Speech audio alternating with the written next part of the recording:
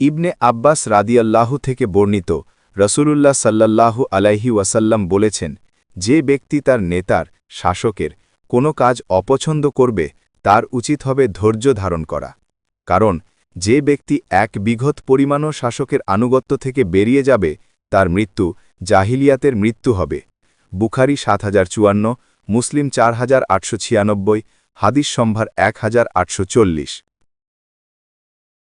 ভেবে দেখুন, শাসকের আনুগত্য থেকে মাত্র এক বিঘত অবাধ্য হলেই জাহিলিয়াতের মরণ মরতে হবে। আর যারা শাসকের বিরুদ্ধে বিক্ষোভ বিদ্রোহ করে মারা যায়, তাদের কি অবস্থা হবে?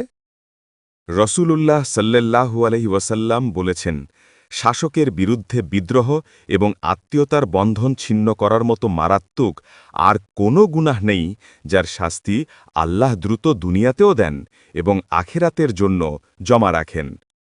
তিরমিজি ২৫১১, আবু দাউদ ৪৯০২, আহমদ ১৯৮৬১, ১৯৮৮৮, সহিহা ৯১৭, আত তালিকুর রাগিব।